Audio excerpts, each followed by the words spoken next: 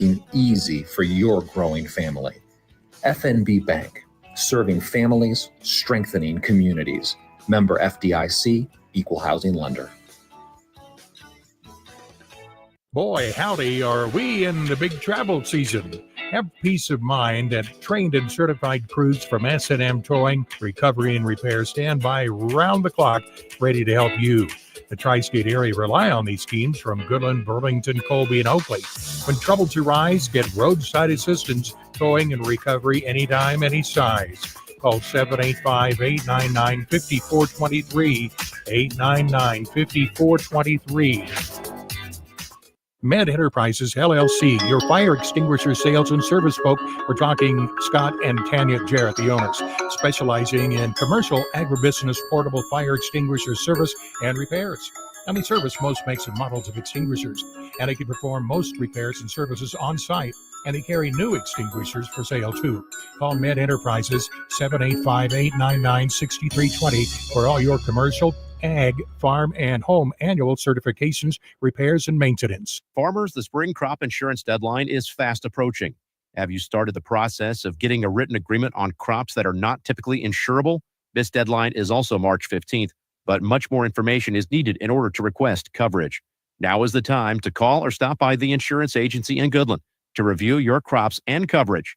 See Roxanne, Susan, and Judy at the insurance agency located at 1020 Main in Goodland, or call them at 785-899-5011 for your peace of mind. Drive into the new year with incredible deals at Hurl Chevrolet GMC in Goodland, Kansas. Right now, get a $3,000 total cash allowance on the 24 Chevy Suburban or take home a 25 Chevy Equinox at 2.9% APR financing, plus no payments for 90 days when you finance with GM Financial. Looking for a truck? Get 0% APR on the 24 GMC Sierra 1500 with a 5.3-liter engine for well-qualified buyers and score $3,250 when you trade in an eligible vehicle.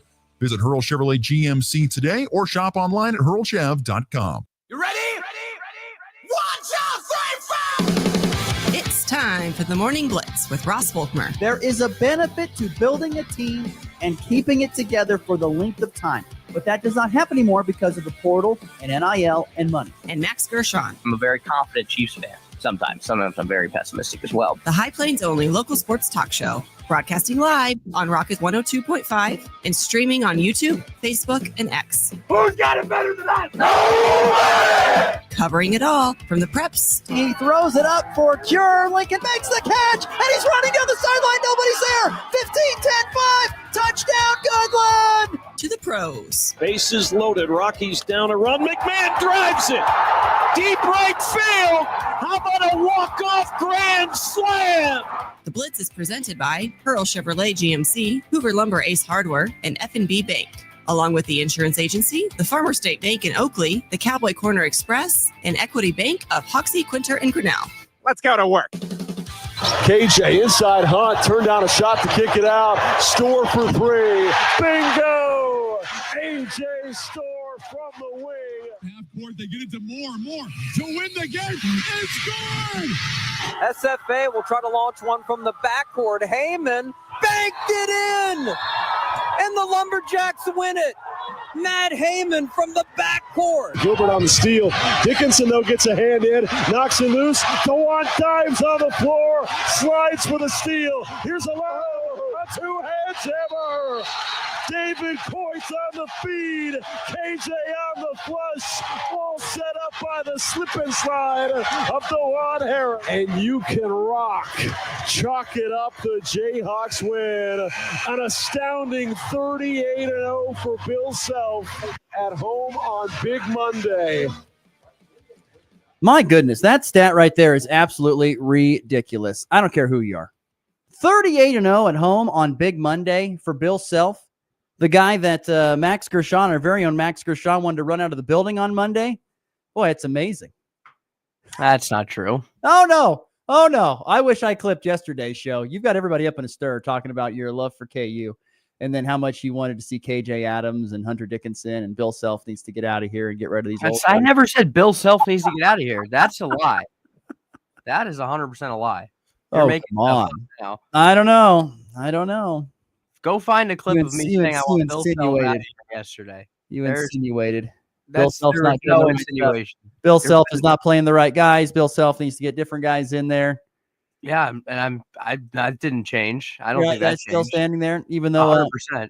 Once again, the guys with senioritis decided to play last night, and that doesn't mean they're going to play on Saturday. 52. That's true. Does not mean they're going to play on Saturday. Look, let's just face the facts. Let's face the facts about Kansas basketball. And college basketball as a whole. You're getting paid to play, and in some cases, you're making more money now than you might even make in the pros if you have a pro career. I think Hunter Dickinson is probably in that boat. KJ Adams is definitely in that boat. A lot of I don't know about DeJuan Harris. Maybe he'll play in the NBA a little bit. I doubt it, but we'll see. I mean, Fran Fraschilla last night on the telecast said there is not a single guy on this KU roster that could play on an NBA team as of right now. That was what Fran Fraschilla said on the telecast last night. By the way, Fran was on an absolute heater last night. He was salty about all kinds of things. But this for a majority of these Kansas basketball players, because they don't have, at least from what we've seen thus far, an Ochai Agbaji or a Devontae Graham or whoever else you want to throw in that mix, whatever, Joel Embiid. They don't have an NBA star. That's just what happens from time to time. And so to me, this Kansas basketball team, they have a little bit of senioritis. Hey, as long as we win enough games to make the tournament, that's all that matters, and then we play our best in March. I think that's going to be the hardest thing to pick about this Kansas basketball team. What do you do with them in March? What do you do with them? Because at times, like you said, Max, they've looked like world beaters. Other times they get just beat up by teams they shouldn't and really struggle. It's because I think they really struggle to focus throughout every single week because I think they have some sort of a version of senioritis for a lot of these guys. Don't have to play as hard. And because we're making money, what's the point? It's not going to hurt my stock of my paycheck going up. I've already agreed to a deal. Once again, the negatives of NIL and all that fun stuff. But last night, routed Iowa State 69-52, and that amazing stat, 38-0 at home on Big Monday. Bill Self, he probably wants every game on Big Monday at home because they win, and they usually win big against Iowa State. What are your thoughts last night? I love the text message. Max texted me last night, after kind of railing on the team a little bit yesterday. Goes, man, this KU team, I love this KU team. I've always loved this KU team. You are such a fan, my friend. That's all right. We appreciate your fanhood. No, I mean, I don't think a lot of what I said. I think a lot of what I said yesterday still stands.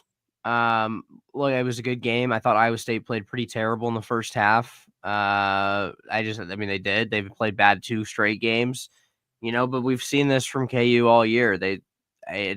Let's see if it stands is really all you can go from here. Let's see if they continue to play basketball like they did last night. If that has a chance to be a turning point. There's been a couple of chances to be turning points already this year. And you can kind of look back at that Diggy to KJ Adams alley-oop from behind half court as a hard reset in the year. I sure hope so. But yeah, I think Zeke Mayo plays fantastic. You're 7-4 conference play. I don't know what else you want. You make it sound like as if they've been on like a 6-game slide or something like that, like Kansas State. Oh, it's not. There's different expectations between Kansas State and KU. And when you're the number 1 preseason team in the country and you are supposedly have the most talented, roster in college basketball, and now they lost, they're close to falling out of the top 25. I think there's definitely reason to be frustrated as a KU fan. Falling out of the top 25? You really think? If they lost that game, they're close. Maybe.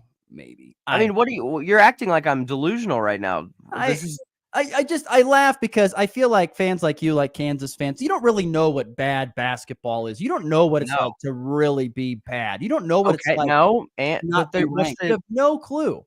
Okay, right. And there should be no reason that they should be unranked. Their non-shooting arm, to be in a spot like Kansas is, be 16-6 and 7-4 in one of the better conferences in all of college basketball each and every year. Right. Think about the last time. You don't even know the last time Kansas missed the tournament because you weren't even alive. Right. There are plenty of programs around that don't make the tournament on that irregular basis, don't have the kind of breaks that Kansas gets all the time, whether it's with officials or whatever. It's amazing to me. And so because they have a slip up in an age where roster equality is going to happen because you're going to have more teams that can pay more guys. You're going to get better talent. You just got to accept the fact. And to still be in this spot, to me, is still a heck of a feather in the cap for Bill Self and for this KU team. Are they playing as dominant as they have in previous years? No. But the field, the playing field is leveling out. And to still be in this spot, if you're Kansas, I still think is a real nice feather in the cap. I mean, sure. I mean, they're not the worst team in the country. They're not close to that. They're still a good basketball team, but they're not as good as people thought they would be.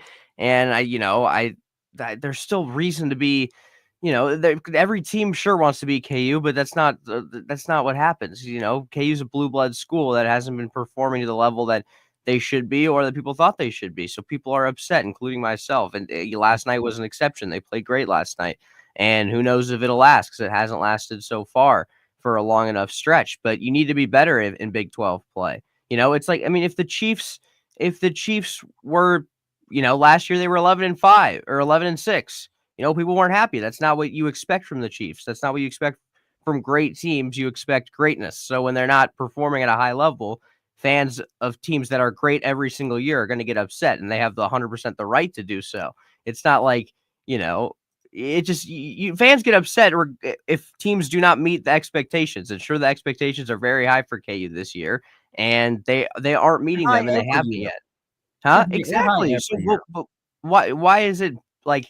I don't understand why it's like bad that I've been upset about KU, because you can be upset all you want. I think if you took a step back and you actually lived the life of another fan base, you'd be like, golly, KU has it rolling. I mean, that's what I am with KU football. To pretty much be guaranteed a spot in the NCAA tournament, and more than likely a top 5 seed in the NCAA tournament every single year, as long back as I can remember.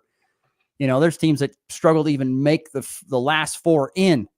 Right. Just got to remember that there's all kinds of stuff. And I'm talking like Power 5, not your, well, that's because they're not blue blood schools that have built a, And when you look at the losses this year for Kansas, Creighton, who is, I think, a ranked team, Missouri, which has gone on a little bit of a heater here as of late, West Virginia, who's been a ranked top 25 team, Houston, who's a top 10 team, Baylor, yes, that's probably a little bit of a black eye. Iowa State's a top 10 team on their home floor for sure. Those are the losses. I mean, yeah, 2 of those losses are arguably the worst in Bill Self's career. Well, senioritis, man, strikes. But that's you can't have. You just can't have that, Ross. You can't have it. I'm sorry, you cannot have it. I know. I mean, look, I'm fortunate to be a KU fan, if that's what you want to hear. But I'm, there's those 2 losses are still overshadowing last night's win, in my opinion. I think that those 2 losses to Houston, you can't lose that one, obviously, and then the 21-point choke to Baylor just a few days ago is still, putting me in a spot where I'm like, I'm still not confident this team can get on a hot streak, but who knows? The talent obviously is there. They're better than a lot of teams in the country. Like when the talent there wants to play, they are very, very hard to beat. That's the biggest thing. But Christian Braun tweeted after the Baylor loss, like the guys that want to play and want to win for Kansas need to be on the basketball court. And I 100% agree with them. And when the team wants to play and represent Kansas basketball like they looked like they did last night, then they should be play. But I mean, we'll see. Saturday's a big one. There's not many kids like that anymore. They're going to be like that. They're going to be playing at Kansas because they're not going to be more than likely recruited there and then brought up the system. True. Zeke Mayo was 100% one of those. I'll agree with you. Zeke Mayo. Ochai was one of those. Oh yeah, Evan Neal, football wise, is one of those. Yeah. So all these local guys that have been studs, they want to play for the name on the front of the jersey. So I just it was a good win last night. I thought Zeke continues to just be fantastic. That alley-oop was obviously sick from Diggy to KJ, and needed it. So let's keep it rolling. I'm gonna guess the K-State KU this weekend is gonna be a real fun one. Yeah, that will be a good one. Real quick before we move on from KU, Bill Self post game, his thoughts on this win for KU, 69-52 against Iowa State last night. Yeah, proud of our guys. They were terrific and played with great energy, and defensively our first shot defense was probably as good as it's been all year against guys that can really play. And we took rhythm away. And, the biggest negative we had, we just didn't rebound the ball defensively like we can, even though statistically it doesn't look near as bad as what it felt. But did a lot of nice things. And proud of our guys. There's no what ifs, but gosh dang it. Geez, we've given 3 games away in league play and could have put ourselves in a really good position. But the bottom line is we just got to keep trying to get better and hopefully be our best when it counts the most. And that's obviously in March. Exactly right. Bill Self's right on 2 accounts there. 100%. And honestly, the worst part, and I'm going to be upset until this has changed, is that Missouri is ranked higher than Kansas in basketball. Just, oh my God. Seeing that yesterday was just a stab right to the heart. That felt just terrible, seeing K-State or Missouri be better at Kansas in basketball. And that's just such a terrible loss still. That is just such a terrible loss. Those are 3 games, that just, they would be a completely different perspective on this season if they had won those 3. And I'm probably a lot happier of a Jayhawks fan yesterday on the show if those 3 would have been wins instead of losses. And so it's there, but let's see if they can keep it going. Listener Brian on the FB Bank text line 785-899-2222. Yeah, it says most KU fans need to be part of another fan base for a while so they can learn how to quit whining. I don't think they realize it, but they make it tough for other people to root for their team because they're always whining about the little loss that doesn't even matter. I mean, really, does the team need to go undefeated every single year? No, it does not. It does not need to go undefeated every single year. That was probably, I have no comment. That was a K-State. Is Brian a K-State fan? I would assume Brian is a K-State fan, yes. That makes perfect sense. Yeah. Not everyone can be KU basketball. Not everyone can be Alabama football. No. But there's some that are, and they have high expectations. Bama fans weren't happy this year. A little bit of a shot of realization. That's all. Because this season is still a very good one for Kansas. They're still going to be a really high seed in the tournament. And if they want to play, they can make a deep run in the tournament if they want to play.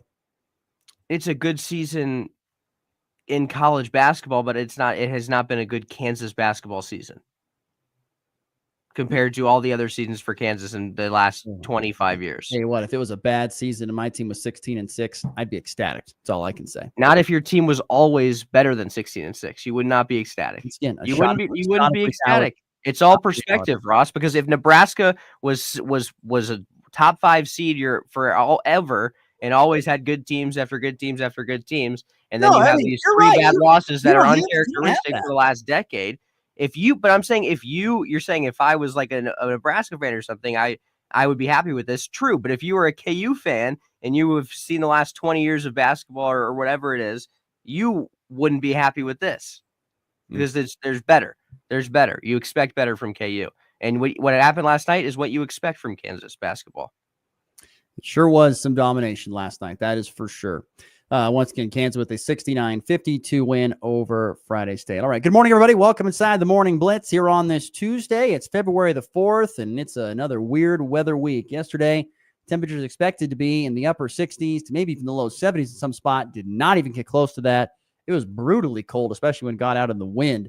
And today, much, much colder right now, sitting at 14 degrees with a very overcast sky, only be a high of 32. I was driving in, looking at some of the tree limbs and stuff, and got a light bit of ice crystals on them. So certainly a different day. Very, very cold start to this Tuesday. So hats and gloves would be recommended on a day like today. Very, very cold day ahead. But we're going to be back up in, I think, the 50s or 60s tomorrow.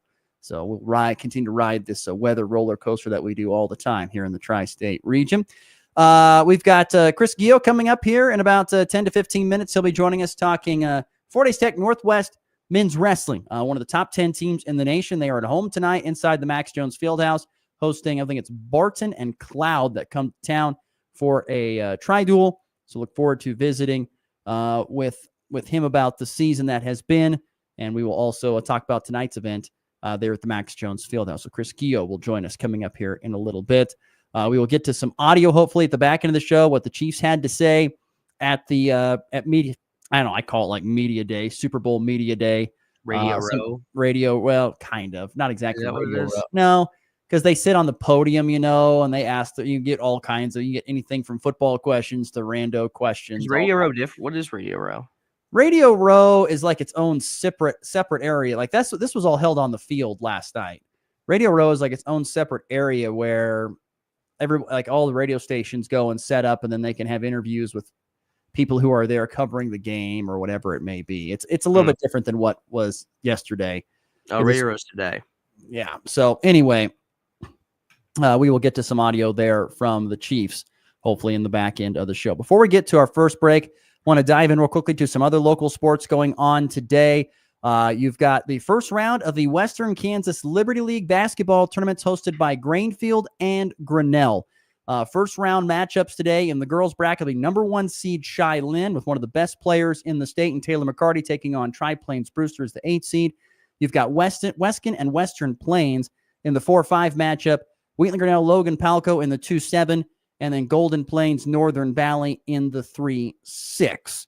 We'll see how this bracket shakes out. I feel pretty confident we could see the top 2 teams playing. I feel like Wheatland Grinnell and Chi-Lin are kind of a little bit like head and shoulders above the other teams at this point in time.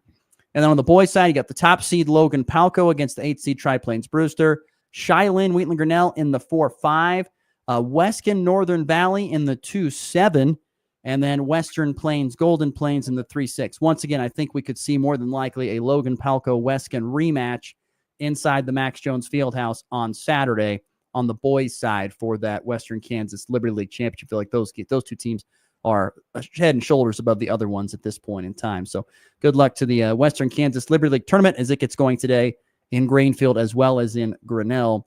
And then a few other games today. You've got Oakley taking on St. Francis. Decatur Community heads to Dighton. Hoxie takes on Smith Center. Colby will visit Norton tonight, which you can hear on AM 7. Sorry, is that on? No, that'd be 100.3 The Ride. I was the K-State is tonight, and they play on AM 790 KXXX. But Colby will be on 100.3 The Ride as they visit Norton, and Goodland will be at Burlington. What are your thoughts? A few quick thoughts on the Colby-Norton game coming up tonight, Max. Yeah, well, Norton's coming off of a win against Ellis. Very low scoring, 35-28. They're currently 10-3 on the year, the Blue Jays, but haven't played as much competition as Colby has, I want to say. So they played Goodland. Was that in the top side tip off where Goodland played Norton? Yes, we played Norton, the top side tip off. 65-28 was the final score there. So I would expect 2 wins tonight. For especially for the boys' side of things, and then the girls will keep rolling. But it's gonna be fun up there in Norton, and then just keep preparing for the next 2 for Colby are gonna be really, really important. So hopefully they just keep on riding and get hot at the right time here down the stretch. Yeah, this will be a couple of interesting games. You've got I think a Norton girls team, which isn't probably having the same type of success that they've had. They graduated a great senior class last year, but they still got some good pieces and they're very well coached. Coach Cheryl, I forget her last name, but she does a good job with that program there in Norton. And then boys game, there once again another example of great athletes on the floor. You were gone the day we visited with Jared Stanford, head coach Colby Community College, talking about the great athletes in the area, and we talked about a lot of them. One guy we did not talk about is Eli Jones, who is one of the guards there for Norton, and he's a fantastic athlete. And he's got some other nice pieces around him. They don't have a lot of depth in Norton, but Eli Jones is a really good shooter of the basketball. When he's on a heater, look out. But that'll be a good matchup between him and Guy Tubbs, and two kind of evenly matched teams on paper, at least. Not a lot of depth. A couple of good players on each team. My guess is Colby will probably end up getting that win when it's all said and done. But that should be a good boys game, I would think, between Colby and Norton. So look forward to that. Go Max coverage of that on 100.3 The Ride tonight. What time are you on the air?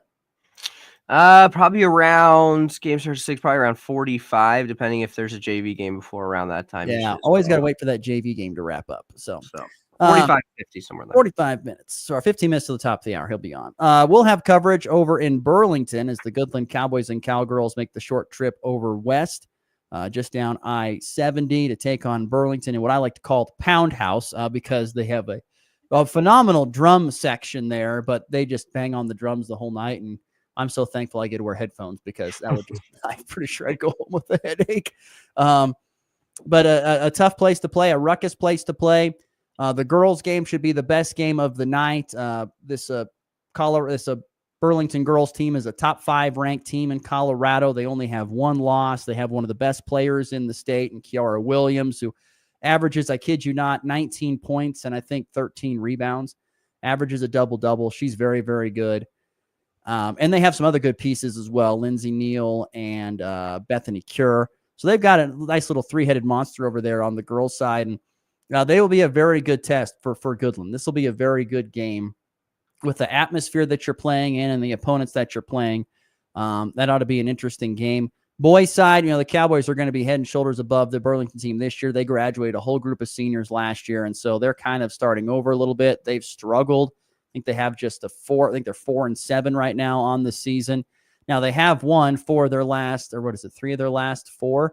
So they have played better here as of late, but I still think Goodland will just be way too much. Burlington doesn't really have a top scorer. They got 3 guys that average around 6 to 8 points per game. So they're not a great offensive team.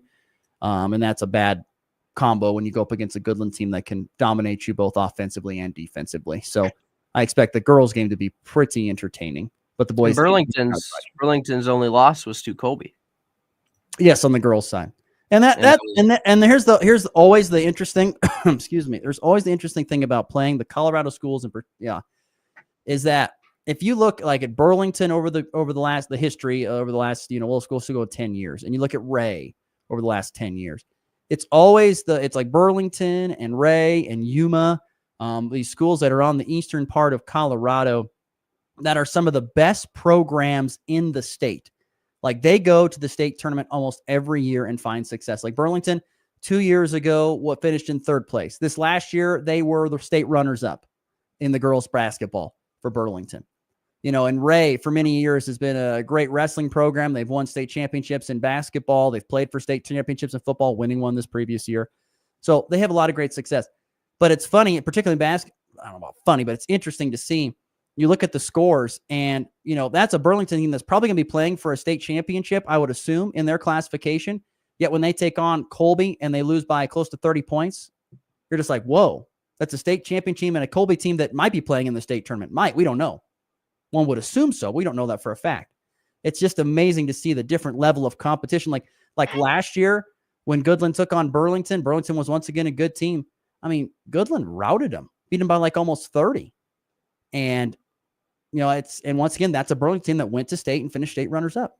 Now, of course, Goodland went to state as well and finished in 4th place, but it's the level of competition I don't always feel like is super even when you go across the border. But we'll see. Burlington, I have a feeling, is very, very motivated in tonight's game on the girls' side to try and get a win, because both boys and girls seem to have lost multiple in a row to Goodland, and we'll see how it all pans out tonight. But like I said, I think that girls' game will be very, very interesting between Goodland and Burlington, which we'll have coverage of that on Goodland's Rocket 102.5. All right. Also tonight inside the Max Jones Fieldhouse, it is the Fort Hays Tech Northwest Tri-Meet with Barton and Cloud. We will visit with head coach of the Tech Tiger wrestling team. That would be Chris Gio. He'll join us next on the Hoover Lumber Hardware Hotline. Plenty more to get to here on a Tuesday edition of the Morning Blitz. Buy one iPhone 16 Pro Max and get one on Next Tech Wireless. iPhone 16 Pro Max is powered by the A18 Pro chip and built for Apple Intelligence. Now available in 4 stunning finishes: black titanium, white titanium, natural titanium, and desert titanium. Which iPhone 16 Pro Max color will you choose? Stop by a location near you to take advantage of this amazing deal today. Next Tech Wireless, connecting Kansans. It's time for a check of the markets with the Anderson Trade Group on the Kansas Farm and Ranch Radio Network. Good morning. This is Kate Thompson with the Anderson Trade Group. Today is Tuesday, February 4th. And on the overnight last night, March corn higher 1 1/4 at $4.90. May up 1/4 cent at $5. July down a cent at $5.02.5. September corn down 1 1/2 at $4.64 3/4. March bean down 3 on the overnight at $10.55 1/4. May down 3 3/4 at $10.69. July down 4 cents at $10.83. August down 4 1/2 at 776.75. Chicago wheat, the March contract lower 7.25 on the overnight at 559.5.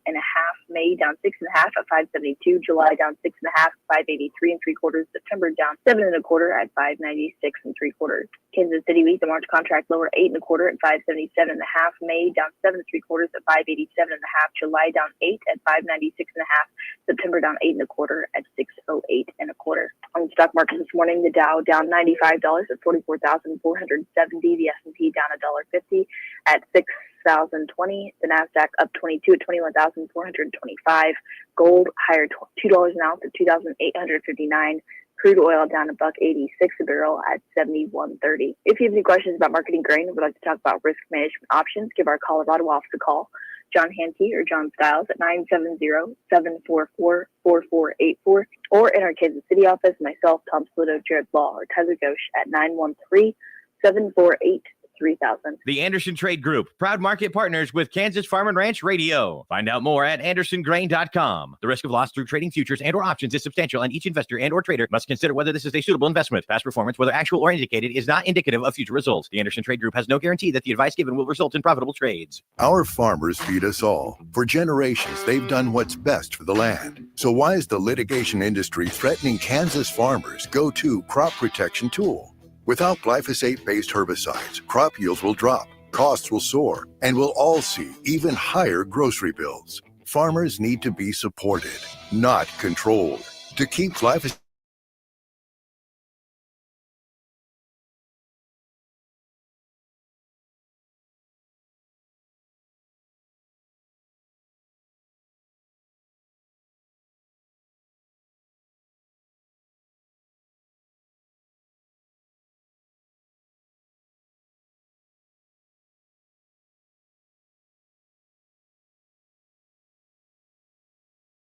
There's no middleman. Buyers connect directly with livestock and hay producers. There's no easier way to find buyers for cattle, sheep, goats, pigs, and hay. Sell on your terms today with livestockmarket.com.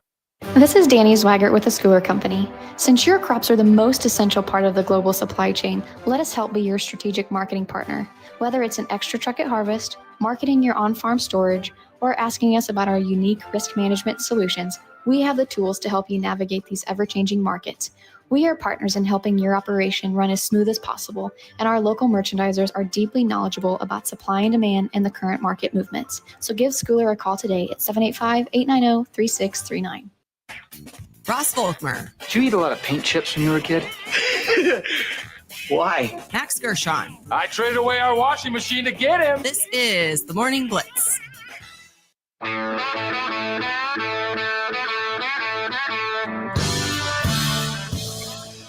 We are back here on a Tuesday morning, about 22 minutes to the top of the hour on this February the 4th. Once again, a cold start, 14 degrees and cloudy on our way to a high of 32 on this Tuesday morning.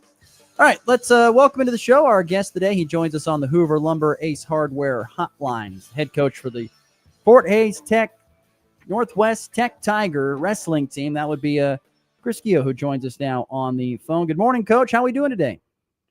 Doing great. How about you, Ross? I can't complain, Coach. Doing just fine. Making our way through a winter sports season, just like you are. Just the kind of way we roll through this, and it's been a really good one so far for the Tech Tigers this year. A top 5 ranked team in the country, going back here to early January. Did you kind of feel like this could be once again another really good season for Tech Tiger wrestling? Yeah, I feel I knew I had the nucleus coming back, and with a couple additions to add, that I felt like this could be the best team that we ever had, top to bottom, and it has worked out that way. How much has previous success? The guy with I forget the Strickland or Strickenberger, the young wrestler that we had last year was really, really good. How much has previous success helped you continue to keep this program going in the upward trajectory? Yeah, that's a great question. Success makes people want to come to success, right? They want to be successful. So, right now, I've had 5 national champs, and we've had 11 All-Americans since I've been here. And, we have 6 guys at different levels, a little more honestly, but I have, Jet Strickenberger is a top 10 ranked D1 wrestler now. Jacoby and Jakari Deal that wrestled for us. One was a national champ. One was an All-American. The one that's an All-American just beat the number 2 guy in the country. So we have guys at every level. 2 guys at Grandview ranked in the top 6 in the country. So people are taking a lot of notice nationally, coaches, and seeing our kids are succeeding at the next level. And that's really helped, definitely with the pipelines of people coming here. We're visiting with the head coach of the Fort Hays Tech Northwest men's wrestling team. That is Chris Guillo here on the Hoover Lumber Ace Hardware hotline. One thing I've always thought unique about your scheduling, coach, is you don't like to load up the schedule and wrestle every single day. You like to give guys their time off. How, once again, has that helped your team be ready to wrestle in every single match and meet that you've competed in this year?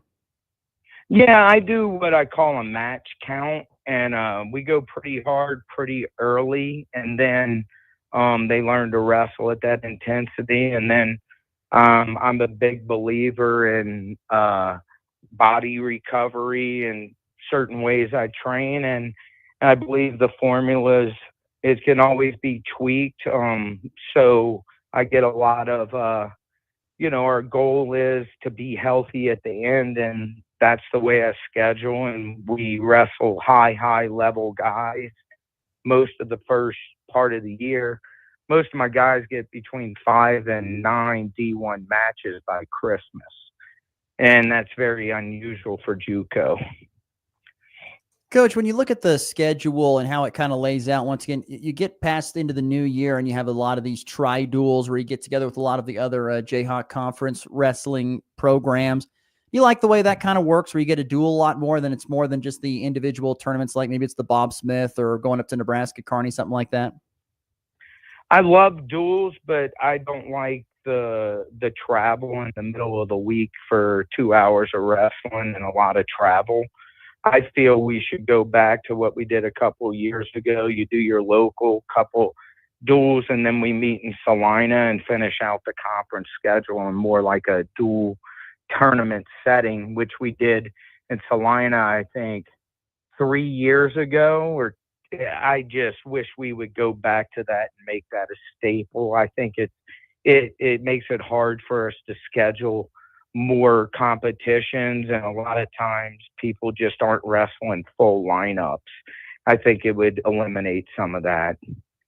So if that answers, I love duels, but I don't like the way they're spread out and, having to drive, 7-8 hours to wrestle 2 matches.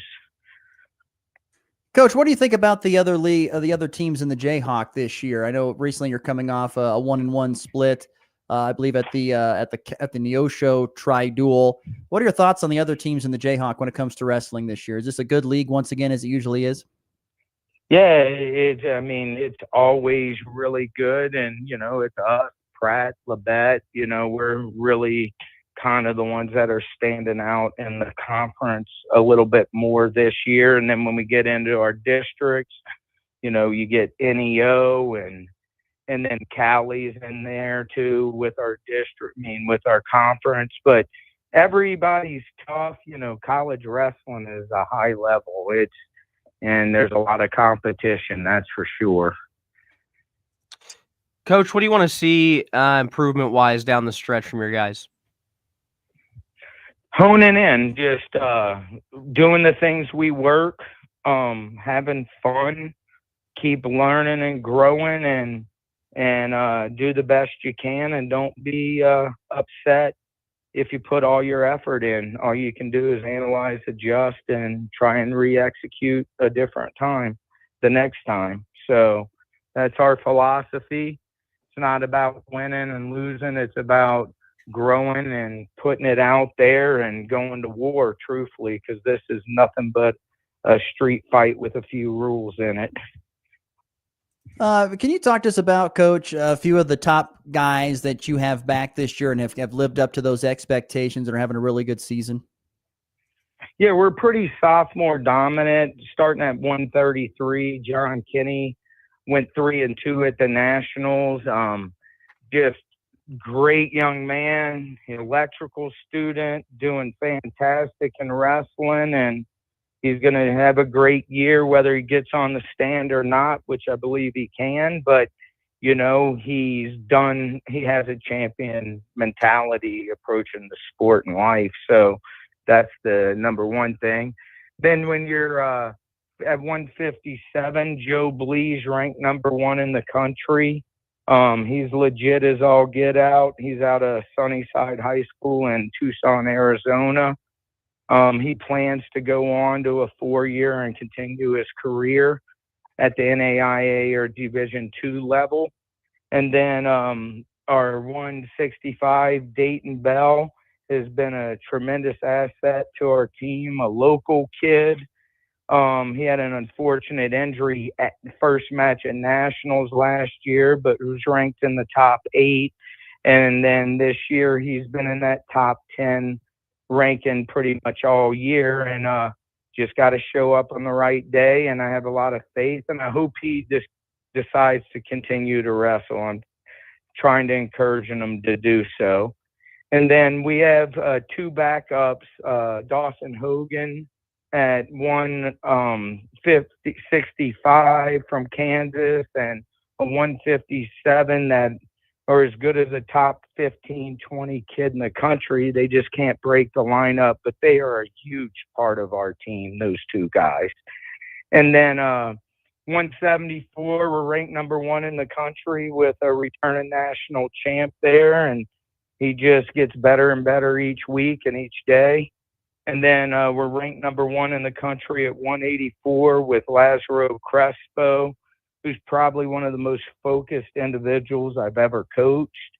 I got to throw him out of the room. He's an electrical guy. He plans to continue to wrestle for sure at the NAIA or D2 level, and I believe he's a high-level D1 kid. But I feel that's a better route for him right now. And then we have Eric Williams out of Girard. He's been a big contributor to the team in the practice room out of Girard, Kansas. So, and then our heavyweight and our 197 are really good, and they're not ranked currently, but it's because we don't wrestle a lot of JUCOs, so they're about to see what we are there. So, yeah, great lineup for sure for the Tech Tiger Wrestling. We're visiting with their head coach, Chris Gio. Big matches tonight. What's the best part is you don't have to travel anywhere tonight, Coach. You get to stay at home and have the teams come to you. Can you talk to us about this tri-duel tonight and what you expect? Yeah, it's our sophomore night. You're not going to be disappointed with our wrestlers standing around. We go out there to score points. We look for pins. We're aggressive. We wrestle to win with our technique. I think this team's a lot of fun to watch. They really get after it. They have fun doing it. And we're going to wrestle Cloud. There should be some good matchups, 133, 174, I think 197 are heavy. There should be some pretty good goes in that duel. And then Barton, they're going to come in. They've got a great coach there, a local guy out of Norton, Nathan Brockelman.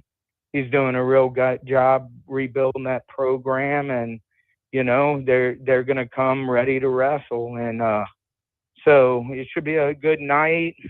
We got a lot of kids that will be at the next level on our team, and I really hope y'all come out and give them a big hand for showing that they're from the Tech and representing our town really well. Once again, that'll be hosted inside the Max Jones Fieldhouse, and that gets going, correct me if I'm wrong, Coach, at 4 o'clock Mountain Time. Is that correct? 4 o'clock this afternoon that all gets rolling? Yeah, Cloud and Barton will wrestle at 4, and then we will wrestle Cloud at 5:30 with our sophomore night in between the 2 duels, and then we'll wrestle Barton. Should be a fun night. Somewhere around 6:30. There you go. 6:45. Should be a fun night there inside the Max Jones Fieldhouse. And, of course, after that, it becomes postseason time. You got the South Central District Championships middle of February, and then early March, the NJCAA Wrestling Championships up in Council Bluffs, Iowa. He is the head coach of the Fort Hays Tech Northwest Men's Wrestling Program. That's Chris Gio. Thank you, Coach, so much for the time. Appreciate it. Good luck tonight, and good luck with the rest of the season. We'll catch up soon. Thanks. Go Tigers. Once again, great stuff there from Coach Gio here on the Morning Blitz talking about his program. Once again, it's a top 5 ranked team, and you heard why. They got a lot of guys ranked inside the top 5 at each individual weight class, and so they're going to have, once again, another great show. They usually send, I feel like they always send probably anywhere from 3 to 5 people on the podium to be All-Americans when it's all said and done, and put them in a good spot by the time we get to March and they're winning national championships. All right, let's get to our final break. When we come back, once again, that tonight, if you want to go attend that, it is inside the Max Jones Fieldhouse. Gets going at 4, but Tech won't probably start wrestling till around 5:30. But good wrestling all throughout the evening inside the Max Jones Fieldhouse, and go cheer on Coach Gio and his boys here this evening. We'll take our final break and come back and get to some Chiefs audio from Super Bowl Media Day. We'll get to all that coming up here in just a little bit here in the Morning Blitz. New year, new projects, and new deals at Hoover Lumber Ace Hardware. Start 2025 with a bang by tackling those home improvements. Refresh your space with vibrant Benjamin Moore paint or stock up on storage totes and shelves, perfect for organizing. Lumber prices are down, making it easier to tackle your next big project. Keep warm while you grill year-round with their top-notch grills and smokers from Traeger and Weber. And don't let the snow slow you down. Check out their great selection of snowblowers from Ego and Toro. It's Hoover Lumber Ace Hardware with locations in Goodland and Colby, your partner for a productive new year. The Farmers State Bank of Oakley has been financing agriculture since the day we opened our doors. Hello, this is Corbin, and we are proud to be your locally owned partner in ag. We invite you to come and visit with us when you need to purchase new or used farm equipment, or need any type of agriculture or business loan. We have the knowledge, experience, and financial resources to keep you growing. The Farmers State Bank of Oakley, a tradition of community and agriculture for over 115 years. Member FDIC. Farmers, the spring crop insurance deadline is fast approaching. Have you started the process of getting a written agreement on crops that are not typically insurable? This deadline is also March 15th, but much more information is needed in order to request coverage. Now is the time to call or stop by the insurance agency in Goodland to review your crops and coverage. See Roxanne, Susan, and Judy at the insurance agency located at 1020 Main in Goodland, or call them at 785-899-5011 for your peace of mind. It's not just sports, it's your morning game plan. I don't even believe you have a plan. I have part of a plan. That is not a plan. This is the Morning Blitz. All right, we got a couple of minutes here left to wrap up the program. A little bit of snow falling here outside the KKCI studios here in Goodland. So a little bit of the white stuff. I don't think we're going to see much accumulation. I'll tell you what, once again, just a weird weather week as we usually go through this time of year for sure, which always does great to everybody else. When you're trying to get, your body has a tough time adapting to that. It's hot, it's cold, it's hot, it's cold. And before you know it, you're sick or something like that, which happens quite a bit. But that does. Anyway, yesterday was opening night, is what they call it here. The Chiefs are on the stage for the Super Bowl opening night, is what they call it. And of course, the Chiefs are looking for a chance to accomplish something that's no team in NFL history has ever done before them. That would be win 3 in a row. Some audio from last night there. First and foremost, Patrick Mahomes talking about appreciating every moment during the Super Bowl week. I'm so appreciative of where I was drafted and the team that I have around me. And I know that it's a special run that we've been on. And so every time I'm here at media night or on this football field in the Super Bowl, I'm going to appreciate those moments because you never know what will be your last one. I thought it was interesting. They talked about how, they're embracing kind of being the villain. Mahomes talked about that. So did Travis Kelce, talking about being the villain and how it fuels him. I don't let outside noise fuel me or motivate me. I have all the motivation right here and with the people that I go to work with and who I show up for. I just try and be the most accountable guy that I can for them. Travis Kelce, more audio from him talking about the challenge of facing this Philadelphia team. This is going to be our biggest test yet. They got a lot of great players, but the biggest thing is they play great together. You can see their communication. You can see the accountability that they have, especially in the secondary. It's not going to make my job any easier. Yeah, no doubt about it. This will, no doubt, the Chiefs know it, and everybody should know it. that this will be the toughest test of the season that they have faced at this point in time in this Philadelphia team. Quarterback Trent McDuffie talking about having a chance of being a three-peat as Super Bowl champions. Each and every week for us, it's a 1-0 mindset, we like to say. It's a faceless opponent, and honestly, the three-peat hasn't really been talked about. We know it's a goal, but each week sets its own new opportunity to go out there and play. And one more piece here from Coach Andy Reid. And this is I give Coach Reid a lot of credit. I don't think there's probably a more focused person than Coach Andy Reid about this game. Every single time they talk to him, he's talking about how we've got one more to go. We have this game. We got to win one more, all that stuff. He has not been caught up. He has been absolutely focused on trying to do something that's never been done before. And he once again talked about how focused he was heading into Sunday's game. Yeah, you don't have time to think about all that. You're focused in on the job at hand here, and that's playing against a great Eagles team. So there you go. Some audio yesterday from opening night. Anything stand out to you at all? I mean, what do you do? It's just guys standing there taking questions. But yeah, it's crazy. I mean, these guys have done it so many times now. It's insane. I mean, Mahomes, this is obviously his fifth time now standing there in front of the media. It's always cool. He's becoming more comfortable, which is cool to see these media days. How could you not? I mean, he's had more of those than anybody else than maybe since Tom Brady, obviously. Yeah, so he's opened it up a bit. The fun questions are always fun to see. But it's these guys are focused, and it's always interesting to me that they don't really talk about the three-peat in that locker room. Obviously it's the elephant in the room, you could say. It's kind of looming over all of their heads, but that's what you got to do. But these guys, the guys that have been there for all three, they're so locked in and they're focused, and they know how important this is. And it's been great to see this entire playoff run. Just, Andy Reid, Matt Nagy, Spags down, how locked in every single position group has been throughout this playoff run. And I expect nothing different.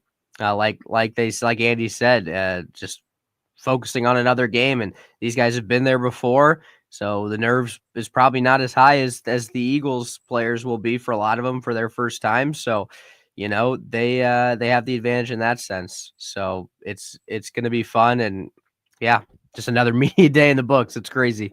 Yeah, I know. It's amazing. The tide is as high as it can get for the Kansas City Chiefs, it feels like. I also thought it was interesting here, real quickly. Roger Goodell did his kind of annual State of the League on Monday. He talked about some interesting things. He, of course, talked about the ridiculous theory that officials were having favorable calls towards Kansas City, all that stuff. And he talked about how the NFL is better because of diversity efforts while doubling down on the league's commitment to inclusive hiring processes. Maybe. Maybe not for head coaches. But I thought the one thing that was interesting, they talked about how they're in the process of getting the football to where they can have electronic measurements. Yep. I love this. This is Should have great. been a thing. We have the technology. Should have been a thing forever ago, but it's another rule that should have been changed a while ago that they needed the Bills to lose in the playoffs to change. It simple? You just have two stakes, one on each side where the first down marker is and the ball has a chip in it. If it breaks that plane, hey, it's a first down. Move the sticks. It should be. It should be that easy. It should be. I don't know why it's taken so long, but that to me was the biggest take. Was like, yes, please, can we get that? Yeah, that'd be so great. And talking about expanding the season, said it was 6 years away. Yeah, 18 game. That's a ways away. I still think. Yeah. So, yeah. And also, don't forget tonight on AM 790 KXXX, you got K-State trying to go. I think it's 4 in a row. I misspoke earlier. I think it's 4 in a row. They've won 3 in a row. K-State trying to keep momentum going tonight at Arizona State. That is a late tip-off.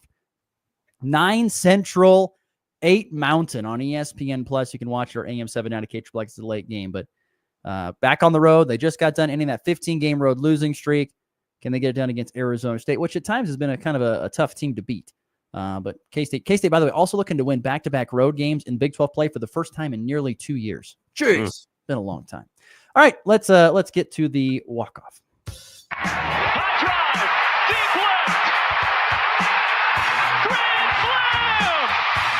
And back lifts his ball high and deep to right. How about a walk-off Grady? Thomas to the 10. Difference going on in New England. They win it on the first play of overtime. overtime. Mahomes flings it. It's there. Hardman. Jackpot. Kansas City. What's your thoughts here on Josh Allen and the Bills, or what's this, Mahomes and the Bills? I had a question to pose that I read on Twitter before the show started. I thought this would be a good walk-off. Maybe something the audience could think of. Maybe come back with some answers tomorrow. Something to chew on for the day? Yeah, some food for thought, perhaps. I like that. If the Bills drafted Josh Allen, now the same supporting cast they've always had, the same coaching they've had with Josh Allen, but if the Bills drafted Patrick Mahomes instead of Josh Allen, would they have a Super Bowl ring? That is my question. I don't know. I think with the Chiefs, it's more than Mahomes. Yes, he's great. But what I feel about what if Josh Allen was drafted by the Chiefs and put in the same scenario? There's a lot of arguments about that, but and Andy Reid is one of the greatest coaches of all time. Don't get me wrong, and I'm not at all trying to take away from him. But his record before Mahomes was like 11-13 in the playoffs. He was not a good playoff performer until Mahomes and it all started clicking. So that would be the argument against that. But I don't know. Who knows? I think if Josh Allen was a part of the Chiefs, I think he would have a couple Super Bowl rings. That's my. I think the Chiefs organization as a whole, coach, general manager, and Brett Veach, ownership, weapons around him. I think Josh Allen had a couple Super Bowls. Whereas Mahomes, I don't know if he'd have one in Buffalo because I just don't think it's the same commitment around him. I think he would. I think they would for sure. But that's a good question. That's a good question. It is a great question. I appreciate it. Chew on that for tomorrow some more. Before we get out here, shout out to the NBA. That trade for Luka Doncic got more media coverage yesterday than the Super Bowl did. So give a lot of credit. The NBA took round one of the media coverage on Super Bowl week. They got it done to the NBA. So I will give them props They needed it for that. They always get the good trade deadlines. They have the best trade deadline. I don't care what anyone says. The NBA probably has the best trade deadline. So probably true. They win that. For Max, I'm Ross. Catch the basketball tonight. We'll see you back here again tomorrow to recap it all. It's been the Blitz.